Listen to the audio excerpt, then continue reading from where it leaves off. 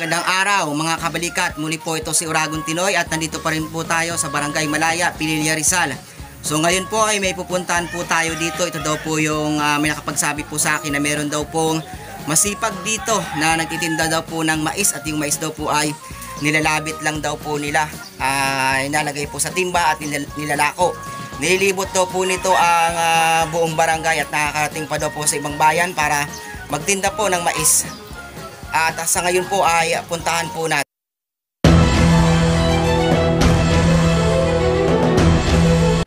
So ngayon po ay ito po, nandito po tayo ngayon. Ito po yung lugar nila po.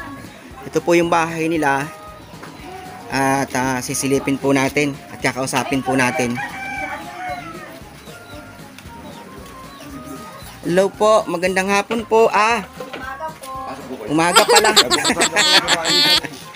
Umaga. Magandang umaga po. Ito po yung lugar po nila dito. Ito po yung bahay nila po. Magandang araw po. Kamusta po kayo? Kumakain siya oh. Anong kinakain mo, Bunso? Ano kinakain mo daw? Lucky Me. Agahan na no. Ito po yung kanila pong bahay. Kamusta po kayo? Mabuti din po. Ano pong pangalan niyo po? Jennifer Andres Mendoza po. May nakapagsabi po kasi sa akin, may nakapagturo po sa akin na kayo daw po ay nagtitinda daw po ng mais. Opo. Yung dalawang anak niyo daw po nagtitinda daw po ng mais at nililibot daw po itong barangay nyo at sa ibang lugar pa daw po na ang mais daw po ay binubuhat lang daw po. Opo, totoo po yun. Ito po, yung pinagkakasya lang po namin dito po sa dalawang balde po. Dyan. Opo, kung ilang pong mais po ang pwedeng magkasya po dyan, ilalabit po namin. Nilalakad nyo lang yun. Hindi, minsan po, dito po, naglilibot po kami, malayo to Kisaw, minsan, Nyugan. Nyugan. Opo. Hindi kayo nagluto ngayon ng mais? Hindi po. Pero magtitinda kayo ngayon? Opo, umangkat po kami para may pambili pong pagkain. Wala rin. Hindi kayo nagluluto, inaangkat nyo lang? Opo, kasi wala po kaming puhunan po. Paano yun? Paano, kalakaran doon? Paano yun? Pag hindi po namin naubos po yung mais po, binabayaran po namin. Parang bali wala po yung kita po namin. Doon ang din napupunta. Pag may tira po kaming mais. Bali, ang nagluluto ng mais, ibang tao. Opo, yung may-ari po mismo po. Tapos, aangkat lang kayo, kukuha kayo ng mais doon, ibibenta nyo. Opo.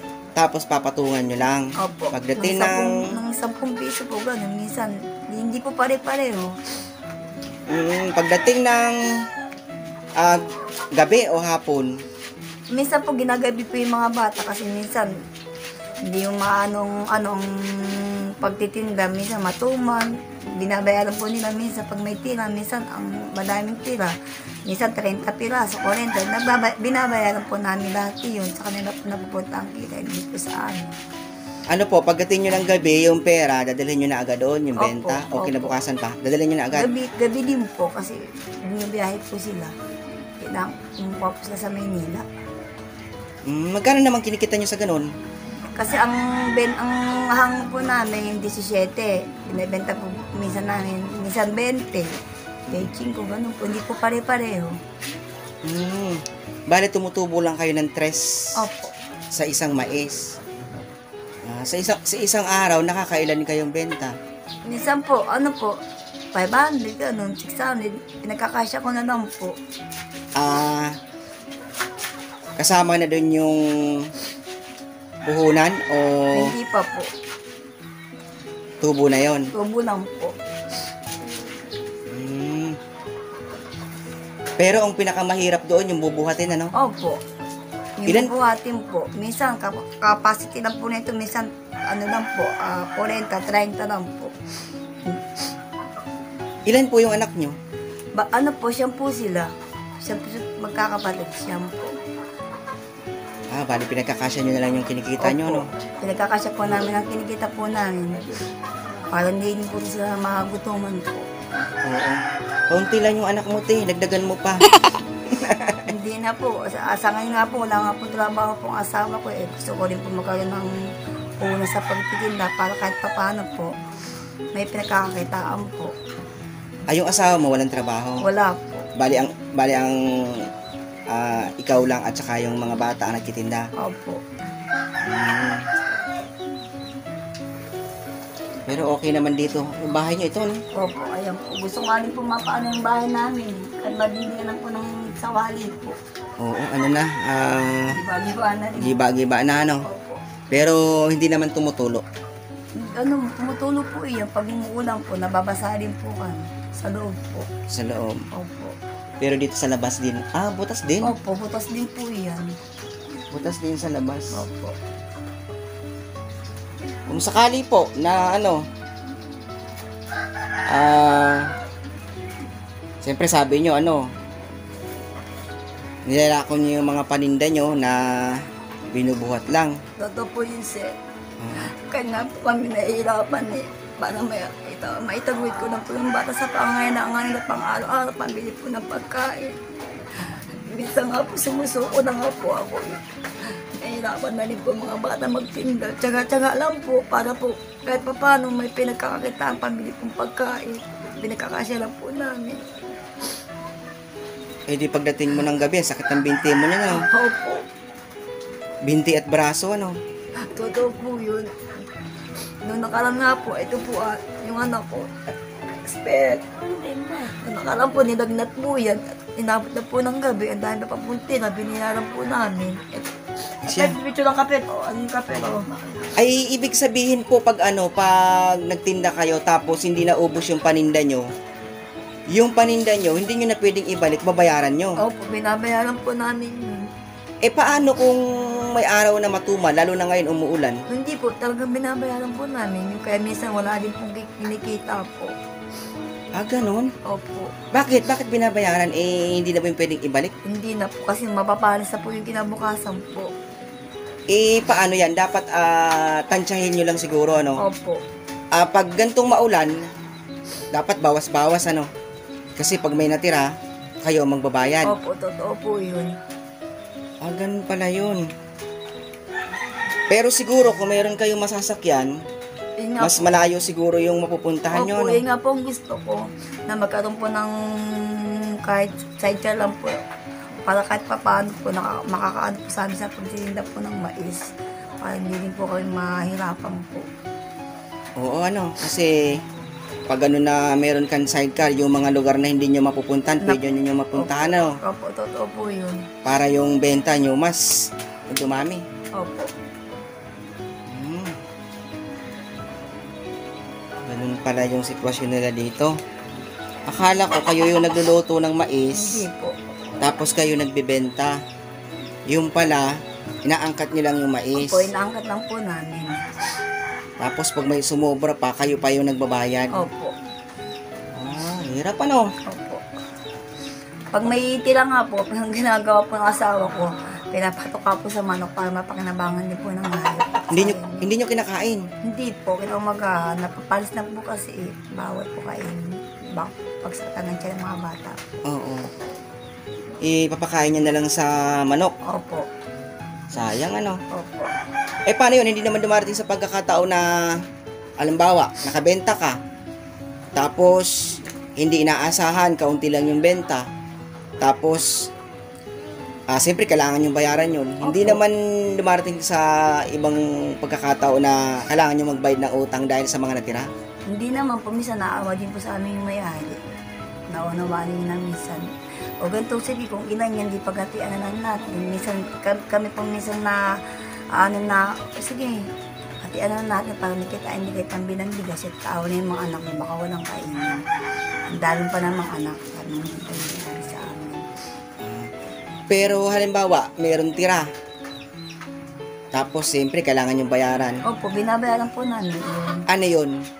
Sa susunod na pagtitinda nyo, kakaltasin o Hindi automatic po. babayaran? Automatic po, binabayaran po namin. Ganon? Opo. Eh di, pwedeng yung kinita nyo, ibinayad nyo rin. Opo. Eh di, wala rin kayong kinita. Wala po. 200 pesos lang po minsan. 200 po. Ay, hindi pala fix na 500 yung kinikita nyo sa araw-araw. Meron palang mga pagkakataon na nagbabayad kayo ng ano? Opo. Ay, yung 200, samahan po ng bili. Ang sinasain po namin, isa't kalahat. Ay, yung mga pangangailangan pa po ng anak ko. Minsan di ko po naibibigay. Gawa nang wala po trabaho po ang asawa ko po. O pero yung mga anak mo, nag-aaral naman sila? Opo, nagmamodule po iyan. Lahat po sila. Lahat naman sila nag-aaral? O tama yun, Teno. Opo, kahit mahirap po ang buhay, basta maitagawin lang po namin yung mga bata at makapagtapos po ng pag-aaral po. Opo. Sabi nga nila, ang kayamanan nasa anak. Opo. Siyam yung anak mo, tapos makikita mo pa yung abilidad nila na talagang tumutulong sila sa'yo. Opo. Tumutulong sa magulang. Ito para magtinda ng mais. Kasi may nagsabi sa akin na yung mga anak mo daw talaga napakasipag magtinda. Opo. Kasi, po yun. Kagabi nga po, inabot nga po ito ng alas 12 po ng gabi sa pagtitinda po. Pinampa po namin sa Tanay kagabi. oo, ang sabi niya sa akin na baka daw pwede kang matulungan. Opo. Dahil napakasipag mo daw magtinda ng mga bata daw. Lagi Opo. daw nila nakikita na Opo. nagtitinda. Tapos yun nga daw, nilalabit lang daw yung paninda. Opo. So ngayon ate, anong gusto mo ngayon? Meron kang masakyan. Opo, yun po ang gusto ko po, na meron po kami masakit para hindi po kami nahirapan po sa pagtitinda. At kung pwede din po, mabigyan po kami ng sariling puhunan po. So sa ngayon, ang aasikasuhan muna natin, yung pwede mo magamit sa pagtitinda. Opo. Kasi kapag nakapagtinda ka ng maayos, mas lalaki yung kita mo, ano? Mararating mo yung mga lugar na hindi na malayo, na pwede mo mabentahan ng mais, ano? Opo. So ngayon ate, bibigyan na lang kita ng bike. Ay, salamat po. Bike with sidecar para magamit mo, no? Opo. So sige, sa pagbalik ko dito, dadala tayong bike na may sidecar, ano? Salamat po. So ito po, napuntahan po natin dito si ate, ano pangalan po? Jennifer po. Ate Jennifer po na nagtitinda po ng mais po. At kailangan daw niya po ng sidecar. So sa susunod po ay bibigyan po natin sila ng sidecar para po meron po silang magamit sa pagtitinda po nila ng mais. So ganun pa man po ay nagpapasalamat po ako sa akin pong mga sponsor, lalo na po sa akin pong anonymous sponsor na wala pong sawa sa pagtulong po sa mga nangangailangan. Maraming salamat po sa akin pong anonymous sponsor. Ganon din po sa kay Ma'am Marites Inis ng American Trucking Wife, kay Ma'am Tiromi Jeniseki, kay Ma'am Maria Ligaspi, kay Tropang Global po, at kay Sir Tating, kay Ma'am Polter Daily. So maraming salamat po sa inyong lahat at sa akin pong mga subscriber at sa akin pong mga kaibigan sa YouTube. Maraming salamat po sa patuloy pong pagsuporta po sa akin. Nawa po ay mas mapalawak po natin ang ating pong channel para mas marami pa po tayong matulungan pong mga nangangailangan. Sa mga hindi po nag-i-skip ng ads, maraming salamat po sa inyong lahat at malaking tulong po ito para po makaipon po tayo ng pwede po nating maitulong po sa mga nangangailangan po. Sa mga OFWs, saan man panig po kayo ng mundo naroon ay ingat po kayo palagi. God bless po!